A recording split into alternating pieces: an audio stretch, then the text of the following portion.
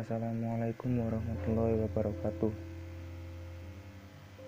Kami dari kelompok 10 akan membahas mengenai iman kepada qada dan qadar.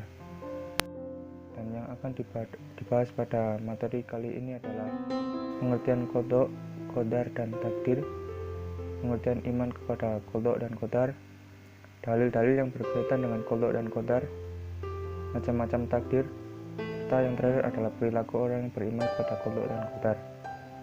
Baik, yang pertama adalah pengertian qada, qadar, dan takdir. Dalam Kamus Besar Bahasa Indonesia, takdir berarti ketetapan atau penentuan Tuhan. Selanjutnya, mengenai qada secara bahasa memiliki arti, yaitu perintah, ketetapan, pemberitahuan, penciptaan, serta kehendak. Secara istilah, qada adalah ketetapan Allah SWT yang telah ditentukan sejak zaman azali mengenai segala sesuatu yang berkaitan dengan makhluk. Jadi, qada adalah ketentuan-ketentuan Allah yang telah ditentukan sejak zaman azali. Contohnya seperti kematian, usia, jodoh, serta rezeki. Selanjutnya, pengertian qadar secara bahasa berarti peraturan, ukuran, dan kepastian. Sedangkan menurut istilah, qadar adalah perwujudan dari qada yang sesuai dengan kehendak Allah SWT. Jadi apabila qada dan qadar ini bisa diibaratkan sebagai rencana dan pelaksanaan, di mana qada sebagai rencana yaitu ketetapan Allah SWT dan qadar sebagai pelaksanaan dari qada tersebut atau bentuk dari qada tersebut. Dan apabila keduanya digabungkan, maka disebut dengan istilah takdir. Yang kedua adalah pengertian iman kepada qada dan qadar. Beriman kepada qada dan qadar berarti percaya dengan sepenuh hati bahwa segala sesuatu yang terjadi di dirinya merupakan ketetapan dari Allah Subhanahu wa Ta'ala yang telah ditetapkan sejak zaman azali dan telah ditulis di Lauhul Mahfuz, baik yang terjadi secara disengaja ataupun tidak disengaja. Jadi beriman kepada qada dan qadar ini bahwa kita itu percaya bahwa sepenuhnya yang terjadi dalam diri kita, berbagai macam kejadian yang terjadi dalam diri kita itu telah ditetapkan Allah Subhanahu wa Ta'ala yang sejak zaman azali. Selain itu, semua yang ada di diri kita juga telah ditetapkan oleh Allah Subhanahu wa Ta'ala. Seperti bagaimana rezeki kita, sampai kapan umur kita, kapan kita mati, dan juga dilahirkan oleh siapa, itu semuanya tidak bisa dikehendaki oleh kita, melainkan itu telah menjadi kehendak Allah Subhanahu wa Ta'ala. Selanjutnya terdapat 4 prinsip dalam mengimani qada dan qadar, yaitu iman kepada ilmu Allah Subhanahu wa Ta'ala yang qadim, iman bahwasanya semua qadar adalah telah tertulis di Lauhul Mahfuz. Ketiga, iman kepada semua ketetapan Allah Subhanahu wa Ta'ala yang bersifat menyeluruh. Keempat, iman bahwasanya Allah Subhanahu wa Ta'ala adalah zat yang mewujudkan makhluk. Selain itu, sebagai makhluk Allah, manusia diberi hak untuk berdoa, berikhtiar, dan bertawakal agar manusia juga masih memiliki perjuangan untuk takdirnya. Contohnya, apabila seorang ingin pintar, maka ia berikhtiar dengan cara belajar. Setelah berikhtiar, maka ia bertawakal dan berdoa. Karena apabila hanya berikhtiar tanpa diiringi dengan tawakal dan doa, dan Allah tidak berkehendak untuk dia pintar, maka dia tidak akan pintar. Maka dengan tawakal dan berdoa, maka Allah melihat bahwasanya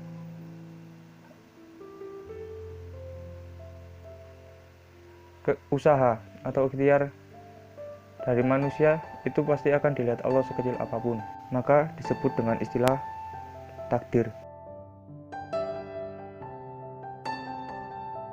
Ayat dari surah Al-Ahzab ini menjelaskan bahwasanya Nabi sebagai utusan Allah menerima segala ketetapan yang telah Allah tetapkan kepada beliau baik apa saja dengan ikhlas, karena sejatinya manusia adalah makhluk yang lemah, tidak memiliki daya dan kekuatan sedikit pun dan kuasa sedikit pun di dunia ini, melainkan semua itu adalah atas kehendak dan keinginan Allah Subhanahu wa taala. Dijelaskan dalam beberapa surat seperti dalam surat Al-Qamar, Al-Hijr, Al-Mursalat, Al-Furqan, dan Al-A'la. Isinya menjelaskan tentang segala sesuatu yang telah diciptakan, yang telah diturunkan oleh Allah Subhanahu wa taala, itu telah ditetapkan sesuai dengan kadarnya atau dengan ukurannya. Di sini kadar dan ukurannya ini menjelaskan bahwasanya segala sesuatu yang diciptakan oleh Allah itu sesuai dengan kehendak dan takdir Allah Subhanahu wa taala. Jadi semuanya sudah diatur oleh Allah atas keinginannya sendiri. Jadi semua yang ada di dunia ini sudah sesuai dengan kehendak Allah, maupun apapun yang ada di dunia ini itu semua kehendak Allah yang terjadi. Dan baik yang terjadi, yang akan datang, ataupun yang sudah lalu. Dalil-dalil ini juga menjelaskan tentang bahwasanya Allah adalah sebaik-baik yang menentukan atau the great creator. Jadi di sini Allah itu pencipta yang paling sempurna, di mana segalanya telah diatur dan dirancang sedemikian rupa oleh Allah Subhanahu wa taala dengan kadar yang paling baik. Manusia diciptakan dengan keadaan yang paling baik, dan segala sesuatu diciptakan Allah dengan keadaan yang paling baik. Dan manusia dan segala ciptaan Allah itu tidak memiliki kekuatan dan tidak memiliki daya, melainkan dari Allah Subhanahu wa taala.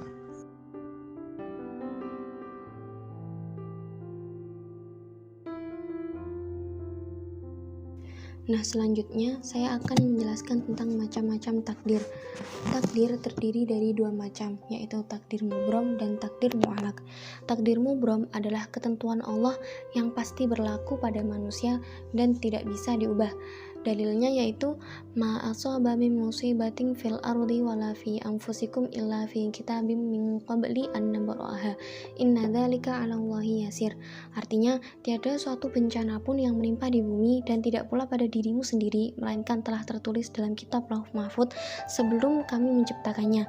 Sesungguhnya yang demikian itu adalah mudah bagi Allah. Quran Surah Al-Hadid ayat 22. Nah, jadi dari dalil di atas dapat kita ketahui bahwa seluruh penciptaan yang ada di langit dan di bumi adalah ketentuannya Allah, merupakan hak mutlaknya Allah, di mana tidak ada campur tangan manusia untuk merubah ketentuan tersebut. Misalnya saja yaitu penciptaan langit dan bumi, penciptaan alam semesta dan seluruh isinya, kelahiran manusia, kematian manusia, jenis kelamin, adanya hari kiamat. Nah, semua itu sudah merupakan ketentuan Allah. Dalam penciptaan manusia, Allah menciptakan manusia selama 40 hari, dari nutfah menjadi alaqah, kemudian menjadi mudghah, dari air mani, kemudian menjadi segumpal darah, menjadi segumpal daging. Allah menciptakan itu semua dalam hitungan 40 hari, di mana manusia sudah tidak dapat merubah ketentuan itu, karena itu sudah merupakan pengetahuannya Allah yang tidak dapat dirubah oleh manusia. Nah, selanjutnya yaitu takdir mu'alaq. Mu'alaq artinya digantungkan atau ditunda. Takdir mu'alaq adalah ketentuan Allah yang pelaksanaannya ditunda dan digantungkan pada usaha manusia. Dalilnya yaitu innallaha la yughayyiru ma biqaumin hatta yughayyiru ma bi anfusihim. Artinya, sesungguhnya Allah tidak merubah keadaan suatu kaum sehingga mereka merubah keadaan yang ada pada diri mereka sendiri. Quran Surah Ar-Ra'd ayat 11. Nah, jadi takdir mu'alaq ini adalah takdir ketentuan Allah, di mana dalam pelaksanaannya membutuhkan campur tangan manusia. Contohnya saja yaitu kekayaan, kesehatan, kepandaian, dan lainnya. Seseorang ingin menjadi pandai, ingin menjadi dokter, ingin menjadi insinyur, ataupun ingin menjadi apapun yang dicita-citakan di masa yang akan datang. Tapi justru saat ini dia malas-malasan. Apakah bisa dia mencapai cita-cita untuk menjadi dokter, untuk menjadi insinyur? Kan tidak. Nah, jadi dia harus berusaha, dia harus belajar, berikhtiar sejak saat ini untuk mencapai takdir di mana dia akan menjadi dokter atau insinyur ataupun yang diinginkan yang lainnya. Nah, seharusnya ayat ini menjadi motivasi bagi kita untuk terus melakukan hal yang baik, untuk melakukan perubahan-perubahan yang lebih baik agar mendapatkan hasil yang terbaik pula, agar mendapatkan takdir yang terbaik pula di esok hari. Nah, yang terakhir yaitu perilaku orang beriman kepada qada dan qadar. Yang pertama, ikhtiar dalam mencapai keberhasilan. Ikhtiar merupakan usaha yang dilakukan manusia untuk memperoleh sesuatu, dan dia meyakini bahwa apapun usaha yang dilakukan tidak akan pernah sia-sia di hadapan Allah. Selanjutnya yaitu tawakal kepada Allah. Tawakal merupakan kesadaran diri bahwa apapun upaya yang kita lakukan, maka hasilnya adalah kita serahkan kepada Allah. Tawakal ini dilakukan apabila setelah kita berikhtiar, maka diiringi dengan doa, di mana ada mahfudzat mengatakan bahwa usaha yang dilakukan tanpa doa adalah sombong, dan doa yang dilakukan tanpa ikhtiar, tanpa usaha adalah sia-sia. Nah, jadi usaha dan doa ini adalah dua hal yang saling berkaitan, di mana seseorang yang bertawakal kepada Allah, dia akan menyerahkan hasil usahanya, dia akan menyerahkan hasil doanya hanya kepada Allah. Seperti dalam firman Allah, Quran Surah Al-Imran ayat 159, Bismillahirrahmanirrahim. Fa'idha azamta fatawakkal 'ala Allah, innallaha yuhibbul mutawakkilin. Yang artinya, maka apabila kamu telah membulatkan tekad, bertawakallah kepada Allah. Sesungguhnya Allah mencintai orang-orang yang bertawakal kepadanya. Yang selanjutnya yaitu tawaduk kepada kebesaran Allah. Tawaduk merupakan sikap rendah diri. Orang yang beriman kepada Allah, kepada qada dan qadar Allah, akan selalu tawaduk kepada Allah walaupun diberi harta berlimpah, jabatan yang tinggi, keilmuan yang tinggi, dan sebagainya, karena mereka menyadari bahwa segala yang dikaruniai oleh Allah tidak lain hanyalah atas kehendak Allah. Jadi dia itu tidak mudah berbangga hati, tidak mudah sombong, dia akan selalu merasa rendah diri kepada Allah. Selanjutnya yaitu banyak bersyukur. Orang yang beriman kepada qada dan qadar, apabila mendapat keberuntungan, maka ia akan bersyukur, karena keberuntungan itu merupakan nikmat Allah yang harus disyukuri. Dia yakin bahwa nikmat Allah yang ia dapatkan itu merupakan suatu hal yang harus disyukuri, sehingga dengan bersyukur maka dia akan bahagia dalam hidupnya. Dan dia tuh meyakini bahwa dengan bersyukur maka Allah akan menambah nikmatnya. Seperti dalam Quran Surah Ibrahim ayat 7 yang berbunyi, Bismillahirrahmanirrahim, wa ita'adana rabbukum la in syakartum la azidannakum wa la in kafartum inna adzabi lasyadid. Selanjutnya yaitu optimis, giat bekerja, dan pantang menyerah. Manusia tidak mengetahui takdir apa yang akan terjadi pada dirinya. Semua manusia tentu menginginkan nasib yang baik dan beruntung. Nah, orang yang beriman kepada qada dan qadar, dia yakin bahwa keberuntungan itu tidak datang begitu saja, tetapi harus diusahakan. Maka dia akan selalu optimis, giat bekerja untuk meraih kebahagiaan yang dia inginkan. Dan apabila dia mengalami kegagalan, dia tidak akan mudah menyerah, karena dia yakin bahwa kegagalan itu sudah merupakan kehendak Allah, dan setiap yang terjadi kepada dirinya pasti ada hikmahnya. Yang terakhir yaitu ikhlas dan sabar. Ikhlas adalah melakukan perbuatan semata-mata karena Allah Ta'ala. Menurut Imam Ghazali, memurnikan niat adalah apabila tujuan amal ibadah yang dilakukan seseorang hanya semata-mata untuk mendekatkan diri kepada Allah. Beriman kepada takdir Allah akan membawa untuk bersikap ikhlas, sehingga termotivasi bahwa segala perbuatan yang dilakukan adalah melaksanakan perintah Allah. Kemudian yaitu sabar. Orang yang beriman kepada qada dan qadar, dia yakin bahwa apabila ia mendapatkan musibah, maka musibah tersebut datangnya adalah dari Allah, dan itu merupakan ujian dari Allah. Dan orang yang bersabar dan senantiasa ikhlas dalam menerima ujian maupun musibah dari Allah, dia yakin bahwa semua yang terjadi kepadanya merupakan kehendak milik Allah. Seperti dalam firman Allah, Quran Surah Al-Baqarah ayat 156. Bismillahirrahmanirrahim. Alladzina idza asabatum musibatun qalu inna lillahi wa inna ilaihi raji'un. Yang artinya yaitu orang-orang yang apabila ditimpa musibah, mereka berkata, inna lillahi wa inna ilaihi raji'un. Sesungguhnya kami milik Allah dan hanya kepadanya lah kami kembali.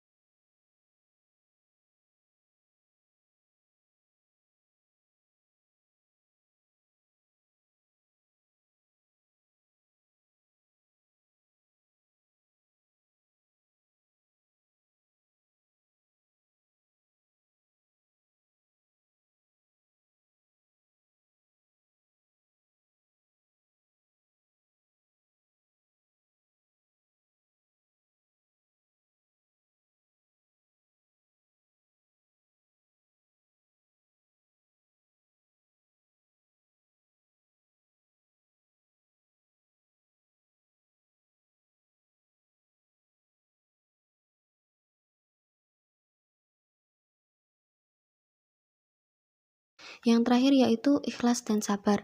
Ikhlas adalah melakukan perbuatan semata-mata karena Allah Ta'ala. Menurut Imam Ghazali, memurnikan niat adalah apabila tujuan amal ibadah yang dilakukan seseorang hanya semata-mata untuk mendekatkan diri kepada Allah. Beriman kepada takdir Allah akan membawa untuk bersikap ikhlas, sehingga termotivasi bahwa segala perbuatan yang dilakukan adalah melaksanakan perintah Allah. Kemudian yaitu sabar. Orang yang beriman kepada qada dan qadar, dia yakin bahwa apabila ia mendapatkan musibah, maka musibah tersebut datangnya adalah dari Allah, dan itu merupakan ujian dari Allah. Dan orang yang bersabar dan senantiasa ikhlas dalam menerima ujian maupun musibah dari Allah, dia yakin bahwa semua yang terjadi kepadanya merupakan kehendak milik Allah. Seperti dalam firman Allah, Quran Surah Al-Baqarah ayat 156. Bismillahirrahmanirrahim. Alladzina idza asabatum musibatun qalu inna lillahi wa inna ilaihi raji'un. Yang artinya yaitu orang-orang yang apabila ditimpa musibah, mereka berkata, inna lillahi wa inna ilaihi raji'un. Sesungguhnya kami milik Allah dan hanya kepadanya lah kami kembali.